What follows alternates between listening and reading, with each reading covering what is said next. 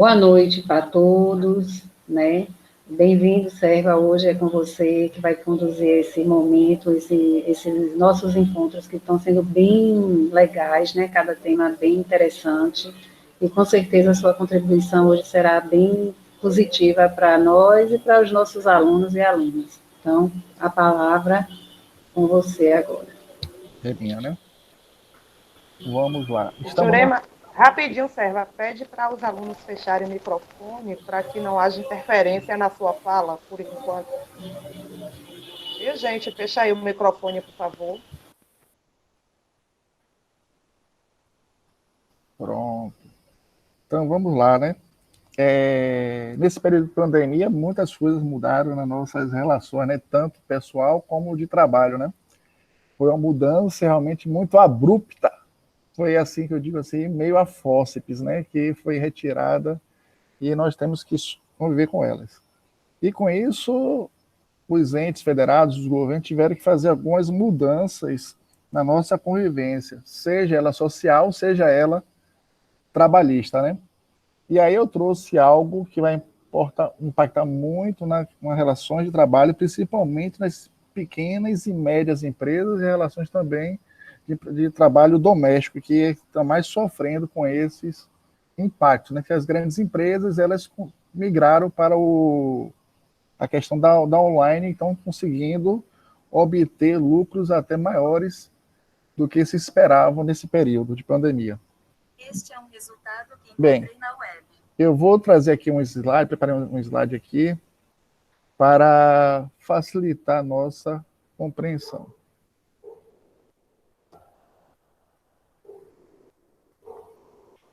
Bem, eu vou tratar da medida provisória 936, que é um programa emergencial de manutenção de emprego e de renda, que foi transformado agora recentemente, voltado e aprovado na Câmara e sancionado pelo presidente da República, virou a Lei 14.020 de 2020.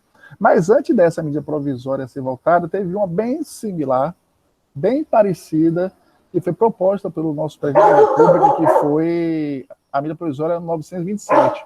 Só que ela demorou muito tempo para ser votada no Congresso e ela perdeu a validade.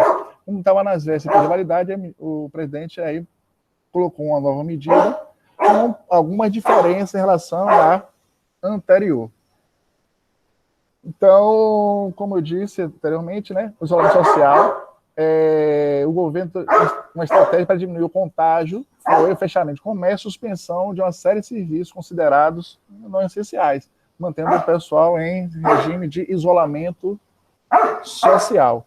Uma dessas ações adotadas pelo governo federal foi a medida provisória 936/2020, que ela foi publicada dia 1º de abril. Então, a medida provisória, quando ela é publicada, ela já entra com validade. E tem prazo para ser votada, tá certo? Esse prazo dessa medida provisória, ela foi votada e foi publicada e sancionada, tá certo? Ela trata especificamente da suspensão do contrato de trabalho ou até mesmo da redução da carga horária de trabalho com a redução de salários. Tá? Permite essa redução de salário e também a suspensão de contrato. Qual é a diferença? Suspensão de contrato, você deixa de receber o salário pela empresa, você não é demitido, você não é desligado da empresa, mas o seu salário a empresa não mais é obrigado a pagar. Mas e aí? Vou ficar sem o meu salário? Não. Essa medida provisória vai regular isso daí. O não pagamento do salário pela empresa não quer dizer que o trabalhador irá deixar de receber os proventos.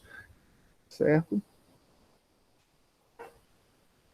Então, aqui, tem alguns regramentos a serem seguidos. São 2 regramentos, basicamente. O acordo individual e o acordo mediado pelo sindicato. O acordo individual só pode ser feito pelo empregado que recebe acima de R$ 12.200, ou assim, e R$ 3.300 vai ser mediado, tá certo? Então, no caso do acordo individual, deve ser assinado tanto pelo empregado como pelo empregador. Quem é que pode fazer o acordo individual? As pessoas que possuem diploma de curso superior e receber mais de R$ 12.202. Então, o patrão, o empregador, conversa com o empregado e senta e faz um acordo para ter ou a suspensão do contrato ou a redução de carga horária e a redução de salário. É chamado de acordo individual entre o empregador e o empregado. Mas é só assinar o acordo? Não. Esse acordo tem que ser assinado e tem que ser informado ao Ministério da Economia. Esse prazo entre a assinatura do acordo e para ser informado para o Ministério da Economia tem que ser, no máximo, até 10 dias corridos da data da assinatura desse acordo. Então, se a pessoa está se engloba nessa condição, tem curso superior e recebe mais de R$ 12.000, então, a partir do momento que o Ministério da Economia recebe, então o contrato de trabalho está suspenso ou reduzido o seu salário. Mas que não se enquadram requisitos de curso superior de R$ 12.000. Esse acordo só pode ser feito mediante um acordo coletivo entre o empregador e os empregados da mesma empresa. Esse acordo é coletivo, geralmente é mediado pelo sindicato. Então, para quem recebe um valor menor do que 3 salários mínimos, ou em 3 salários mínimos e R$ 12.000, o acordo precisa ser mediado com o sindicato. Mas e se a pessoa ganhar mais de R$ 12.000 e não tiver curso superior, também não pode fazer o acordo individual. Mesmo que ganhe mais de R$ 12.000, se não tiver nível superior, não pode assinar o acordo individual. Tem que ser um acordo coletivo, mediado pelo sindicato. Na prática, o que foi feito por aí? Na prática, foi feita uma simulação até de acordo individual mediado pelo sindicato, supostamente mediado pelo sindicato, mas a grande maioria foi um acordo individual, depois remetido ao sindicato, o sindicato acabou avalizando isso daí e foi remetido ao Ministério da Economia. Tanto o acordo individual ou como coletivo precisa ser enviado em 10 dias após assinar o acordo para o Ministério da Economia. Se não for enviado, não tem validade. Então, isso foi uma das medidas para desonerar as empresas do pagamento de salários. Nessa crise, diminuiu a receita. Mas quem vai assumir esse pagamento? Esse pagamento é assumido pelo Estado, o Estado que eu falo, o Estado brasileiro. Então, uma das principais dúvidas do empregado é a resposta. Como objetivo do governo é aliviar impactos econômicos da pandemia em pequenas e médias empresas, a suspensão dos contratos, enfim, na prática, a interrupção do pagamento dos salários pela empresa. Tá certo? O contrato de trabalho é suspenso, mas alguns benefícios que são pagos antes da pandemia deverão ser continuados a serem pagos. Que esses benefícios são esses? Plano de saúde, vale alimentação, seguro de vida, são alguns exemplos de benefícios que o empregado recebia antes, mas com a pandemia, com a mesma suspensão de contrato ou a redução de salário, deverão continuar a serem pagos pela empresa. O único auxílio, benefício que não é obrigado a empresa a pagar é o auxílio transporte, chamado também o Vale Transporte. Então, enquanto as empresas tiverem com atividades suspensas e o empregado tiver com atividades suspensas ou reduzida, o auxílio transporte poderá não ser pago. Certo? Compreenderam até aí? Tranquilo, né? Então, é porque muitas dúvidas geraram. Bem, muitas empresas suspenderam o auxílio alimentação nesse período. E aí o Ministério da Economia, o Ministério do Trabalho, junto com a economia, junto com os seus fiscais e os sindicatos, foram e disseram, não, o auxílio à alimentação deve ser pago, mesmo com suspensão contratual de trabalho ou a redução do salário, o auxílio à alimentação, o plano de saúde, o seguro de vida, que são pagos pelas empresas, deverão continuar a serem pagos. A única coisa que pode deixar de ser pago é o auxílio transporte, né? E claro, geralmente as pessoas, o auxílio transporte só deve ser usado para sair do trabalho casa, trabalho e trabalho, casa.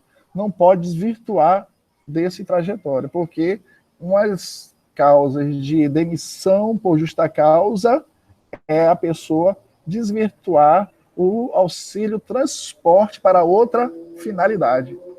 Então, por isso que o auxílio transporte nesse período é suspenso, caso o contrato de trabalho também seja suspenso. Certo?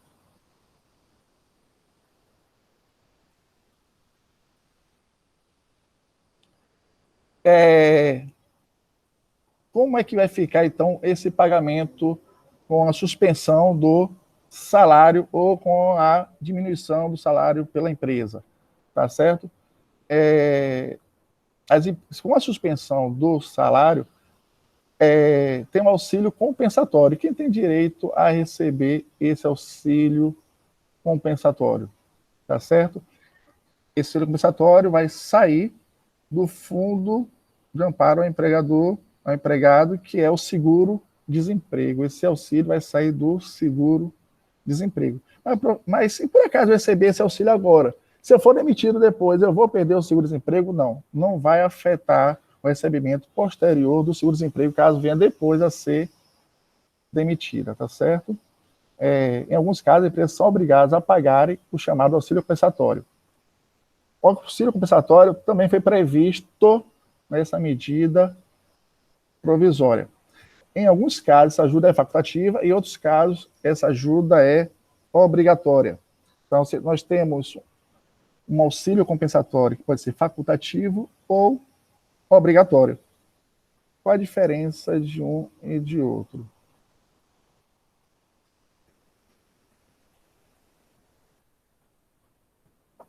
O auxílio compensatório é considerado obrigatório ou facultativo. Vamos ver primeiro o obrigatório. De acordo com a medida provisória, a ajuda mensal obrigatória para as empresas que têm um faturamento anual superior a R$ 4.800.000. Então, toda empresa que teve um faturamento em 2019 acima de R$ 4.800.000, tá certo? Essas empresas são obrigadas a dar um auxílio compensatório de 30% do valor do salário do empregado.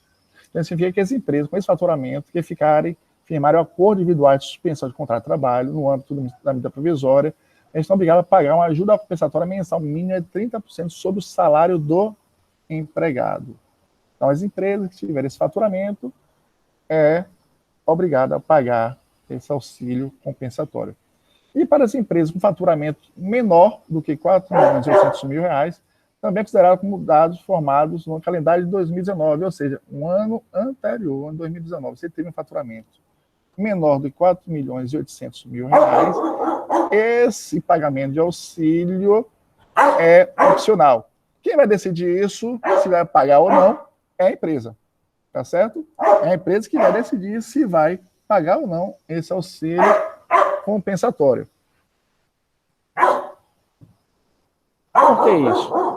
Porque a pessoa, quando for ter a suspensão do contrato de trabalho, tem um teto que ele vai receber pelo Fundo de Amparo ao Empregador, que é chamado também do auxílio-desemprego, o que vem garantindo isso daí. Então, se tem um teto, pode ser que o salário dele seja maior do que esse teto, que é 13 mil e pouco reais o seguro-desemprego, então ele não irá receber a diferença, só recebe até o limite do seguro-desemprego. Aí as empresas que optarem por auxílio vão pagar 30% do salário para poder complementar a renda dele e chegar próximo do que ele ganhava. Professor, se eu ganhasse, então, 3 mil reais, que é o teto, 3 mil e pouco reais, ganhar que é o teto, eu vou receber do seguro-desemprego 3 mil e pouco reais? Também não. O seguro-desemprego, você não recebe o valor integral do seu salário. É em cima do percentual de contribuição que faz para o INSS, que descontar do seu INSS. Então, a pessoa não recebe o salário integral pelo seguro-desemprego, é um percentual, tá certo? Então, as empresas, a maioria delas, optaram pela suspensão do contrato de trabalho. e a maioria delas não optaram pelo pagamento do auxílio de 30%. Então, com isso, a gente pegar matematicamente falando, então as empresas diminuíram o seu prejuízo financeiro, porque desonerou a folha de pagamento, não precisou pagar esses salários, foi tudo para o fundo do empregador, foi tudo para a União pagar esses salários em cima do seguro-desemprego. Então, as empresas tiveram esse fôlego aí. Também porque deixaram de exercer as suas atividades, que eram consideradas de não essenciais. Então, o seu rendimento caiu. Vamos lá. Seja como for o período de suspensão, e por quanto tempo o contrato de trabalho pode ser suspenso? Por quanto tempo eu pode suspender esse contrato de trabalho? Tem um período máximo. Pela medida provisória, o prazo máximo da suspensão de contrato de trabalho foi de 90 dias. Mas quando foi para a votação no Congresso Nacional, que foi aprovada agora no dia 14 de julho, sancionado, dia 14 de julho já sancionado, teve uma prorrogação desse prazo por mais 30 dias. Ou seja, as pessoas podem ter o seu contrato suspenso por 120 dias. Dá aproximadamente 4 meses. Tá? Então, dia 14 de julho, essa medida provisória foi votada, aprovada, saiu no Diário Oficial, onde com essa modificação da prorrogação do tempo da suspensão do contrato de trabalho. Certo? Então, se como for o período de suspensão do contrato de trabalho, não pode durar mais que 60 dias. Vale esclarecer que é permitido fracionamento em 2 períodos, tá certo? Então, foi agora prorrogado para 120 dias. Certo? E a suspensão do contrato de trabalho, temos também a modalidade que não é a suspensão, é a redução do contrato de trabalho com o seu salário sendo reduzido. Certo? O salário pode ser reduzido em 25%, 30%, 50%, 70%. Pode ser essa redução do contrato de trabalho. Estou procurando aqui justamente aonde se encontra essa tabelinha. Deixa eu lembrar se eu coloquei esse dado aqui.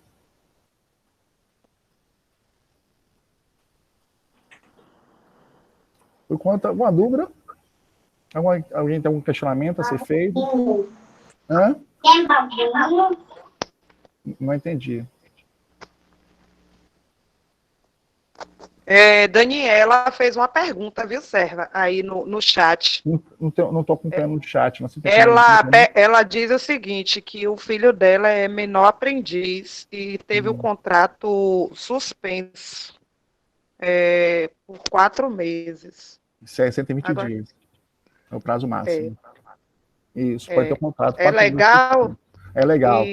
É legal. E nesse caso, ele teve o contrato suspenso. Ele é menor aprendiz. A gente sabe que o menor aprendiz não tem a carteira, né, assinada. Mas eu acredito que ele tem alguns direitos aí resguardados. Tem esse direito resguardado. Menor aprendiz tem esse direito resguardado e é pago pelo...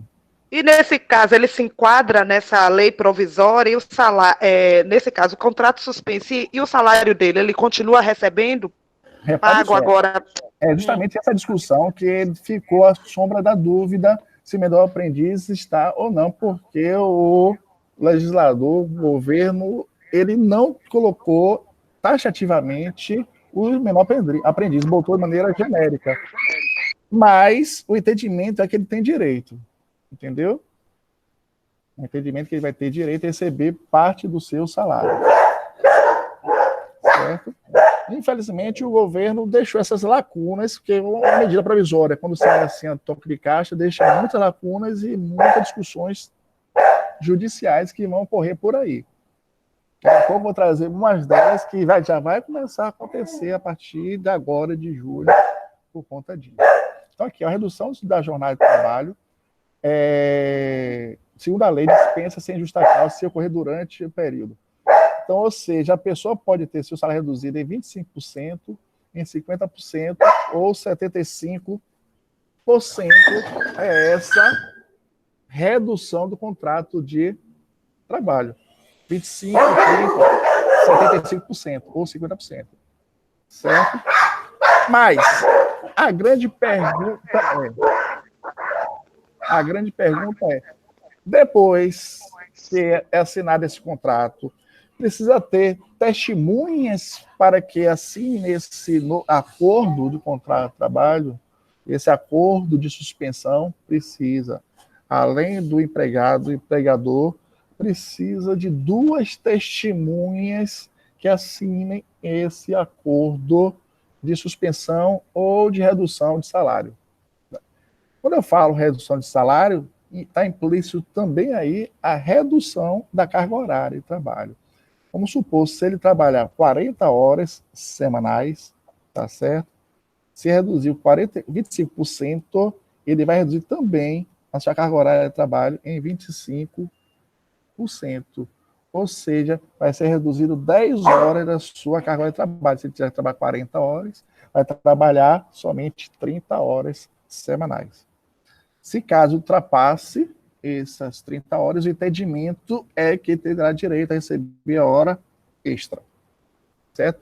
Não está escrito na lei, mas é um entendimento que vai se ter nas cortes da justiça, tá certo? Se ele teve a redução da sua carga de trabalho e salário, então o que ultrapassar isso daí será entendido como direito de hora extra. Está escrito na lei isso? Não está, mas vai ser um entendimento, tá, da justiça. Nessa redução, tem direito à carga horária excedida ser pago.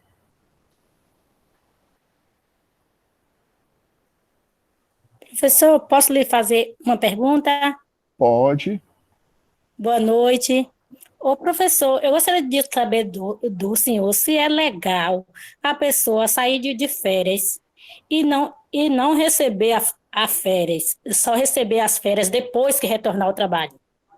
Não é legal. As pessoas que saem de férias têm que ter até 3 dias antes de sair de férias, têm que receber todas as suas verbas de férias. Caso não venha a receber, é de praxe as empresas não pagarem, cabe uma indenização do valor dobrado do salário, receber em dobro esse salário, tá certo? Mas aí terá que ir para a justiça brigar, tá certo? Porque a empresa não vai, muitas empresas não pagam, e aí fica a cargo do empregado buscar esse valor na justiça. Sabendo que quando vai buscar esse valor na justiça, certamente será dispensado da empresa, né? É porque é o caso de minha filha, foi formada que vai sair de férias agora, dia 3, e por causa dessa epidemia só vai receber dinheiro, no caso das férias, depois que ela retornar de férias ao trabalho, entendeu? Isso não é permitido, e cabe ela depois buscar ressarcimento, isso via judicial. Ela tem o prazo aí de 5 anos para poder buscar esse valor. Tá bom, professor, muito obrigada. Observa, isso que Sandra está falando, eu não sei, ela mesma pode dizer, essas férias, na verdade, pelo que eu estou vendo, a empresa recorreu às férias, talvez até para não demitir, né, no período da pandemia. Também, é legal, uma férias compulsiva? Não, repare né? só, essa medida provisória também trouxe o entendimento que as empresas poderiam antecipar as férias também. Se a pessoa ainda não completou o período de ter as férias, ou seja, não completou os 12 meses trabalhados. Mas pode antecipar essas férias, mas antecipando essas férias, a pessoa tem o direito a receber o valor das férias. Entendeu? É esse entendimento. Mas que dificilmente, como você falou, né, já é quase que uma cultura, o trabalhador nunca recebe, e ainda se ele for recorrer judicialmente, né, do pagamento dessas férias, né, 3 dias antes dele sair, ele ainda pode perder o emprego, né? Exatamente. Infelizmente, a justiça é falha e claro que nenhum trabalhador, principalmente nesse período, quer perder suas férias e nem vai se indispor com a empresa para ficar, né, sendo perseguido. Então, nem sempre Há um distanciamento muito grande entre o que se preconiza a lei e o que de fato acontece nos locais de trabalho. Exatamente. E antes era pior ainda, porque antes as empresas no setor de RH tinha uma pessoa responsável antes de contratar o funcionário, verificar se ele entrou na justiça contra a empresa. Antigamente essa busca era pública, hoje essa busca não é mais pública, tá certo?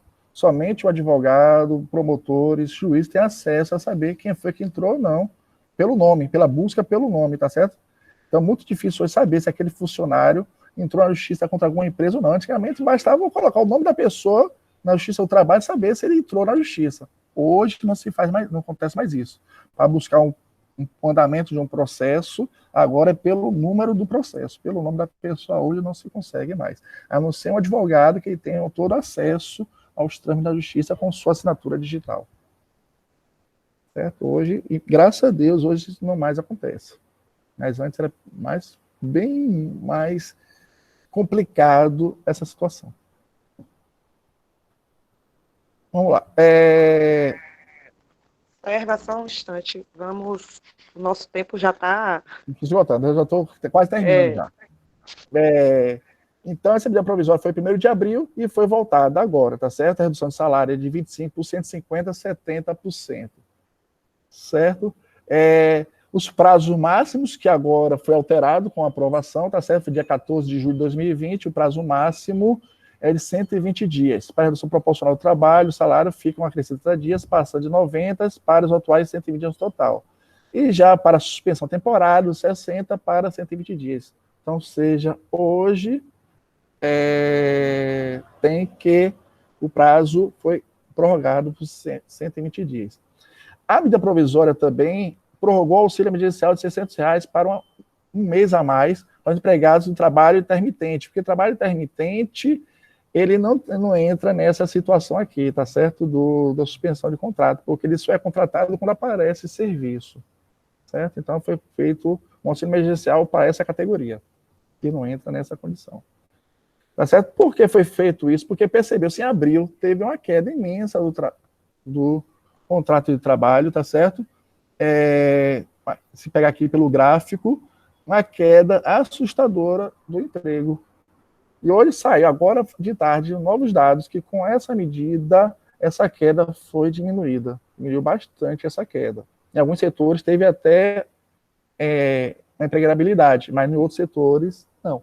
Então, no mês de abril e maio, antes mesmo das pessoas começarem a aderir a essa medida provisória, foi uma queda abrupta dos empregos.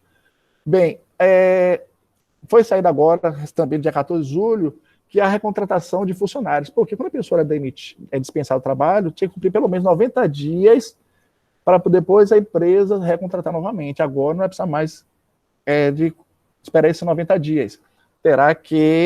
Poderá recontratar novamente, tá certo? Menos 90 dias, mas com base no seu contrato anterior, tá certo? Não pode modificar o contrato. Uma coisa que precisa se falar aqui rapidamente é caso a empresa demita, suspenda o contrato de trabalho ou a empresa diminua o seu salário, após esse período de suspensão ou de redução do contrato de salário, se a empresa demitir, a empresa pode demitir? Não pode. O período que ele ficou afastado ou com a redução da sua carga horária de trabalho, de salário, ele tem que ser mantido no trabalho. Se ele ficou 60 dias, tem 60 dias após o término do contrato de trabalho, após o término desse acordo, fica mantido no emprego. Se for 90 dias, foi 120 dias, 120 dias. Só que as empresas não estão fazendo isso. Agora, em julho, muitos, retornando dessa suspensão, foram demitidos. Mas se a empresa demitir, tem que pagar uma indenização a mais, além do que ele teria direito, uma indenização a mais sobre esse valor, em cima da redução ou se foi suspensão. Se ele reduzir o contrato em 25%, o empregado tem que pagar 50% a mais na rescisão contratual, a indenização. Se for reduzido 70%, tem que pagar 70% a mais. Se for demitido, se for suspensão de contrato de trabalho, ele tem que pagar 100% a mais do seu empregado, o salário que tem. E as pessoas com deficiências e gestantes também foi incluído agora no parecer. O texto também estabelece que as gestantes que aderirem aos acordos individuais de redução ou suspensão do contrato de trabalho, depois de saírem de licença maternidade, porque do período de licença maternidade não pode ser demitida, ainda vai cumprir esse prazo de carência também de suspensão. Ou seja, se ele ficar afastado 120 dias, então ela vai sair de licença maternidade, depois de cumprir a licença maternidade, ela vai ter ainda mais uma garantia de 120 dias para permanecer no emprego. Certo? Então, também foi colocado isso agora também na aprovação do texto em 14 de julho. Então, como eu estava falando, se a dispensa de justa causa que ocorrer durante o período de garantia provisória do emprego sujeitará o empregador ao pagamento, além das parcelas rescisórias de indenização do valor de 50% do salário do empregado, se o acordo for de redução de 25%. No caso de redução de 50% a 70%, o pagamento é de 75% a mais do salário dos meses efetivos permanecer da empresa. Na hipótese de redução da jornada de trabalho superior a 70% ou de suspensão do contrato de trabalho, o valor da indenização corresponde ao salário integral do funcionário. Então, pessoal, se por acaso vocês assinaram um contrato de suspensão ou redução, a empresa tem que garantir o seu emprego pelo mesmo período que vocês ficaram afastados. Caso venha demitir, dispensar sem justa causa, tem que pagar essa indenização. A indenização é devida. Se for gestante, tem período de garantia da licença maternidade e mais o período da suspensão ou redução do contrato de salário. Pronto, Marcela.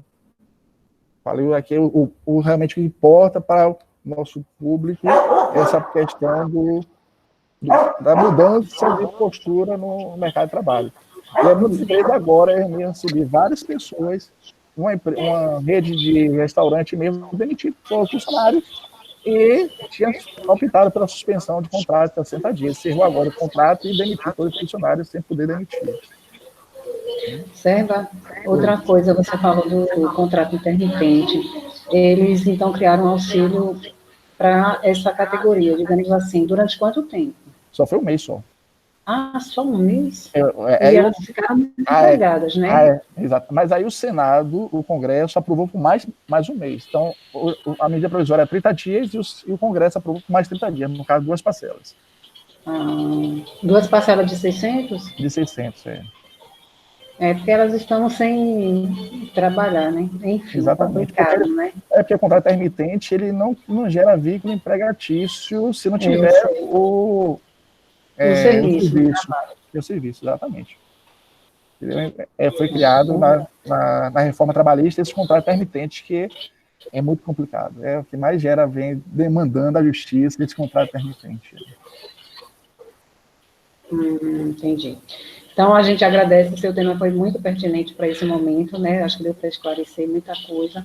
As meninas aí, alguém quer fazer uma pergunta, quer tirar alguma dúvida? O momento é agora. O momento é agora. Eu não pude acompanhar o chat, tá? Cadê? Tem alguma aluna para falar? Se não for falar, eu vou fazer uma Daniela, mas o chat, Marcela já fez a intervenção. Daniela tem. Não, Daniela perguntou aqui no chat, foi aquela do filho que é menor aprendiz, né? Isso. E você disse que essa lei, essa medida provisória não contemplava... Contemplava menor aprendiz. Menor aprendiz, mas o entendimento que se tem no meio jurídico é que é contemplar, porque é um contrato de trabalho de menor aprendiz, entendeu? E no caso dos estagiários, porque a gente sabe que tem alunos nessa condição de estágio. O estágio tem vínculo? Não. No caso, como jovem aprendiz. Com jovem aprendiz é um tipo de contrato de trabalho, entendeu? De jovem aprendiz. Então, ele teve 4 meses suspenso, primeiro 2 meses, e agora mais 2 meses. Não recebeu nada pelo governo? Não, as 2 primeiras vezes, sim. E dessa vez ainda não, diz que precisa de 1 mês para receber. Burocracia, por causa que a folha fechou antes, coisa desse tipo. Em verdade, eles teriam não era só os 60 dias, e o Congresso só aprovou agora, dia 14 de julho, que foi a prorrogação, então tem esse lapso temporal aí que está muito curto ainda para poder receber as outras 2 parcelas, tá certo? Certo. E Tem essas outras 2 parcelas, só deu caso depois que passar os 30 dias, mais depois, mais 30 dias, sempre vai ser assim, de mês a mês? Mês a mês, exatamente. Tá. Tá jóia. Entendi.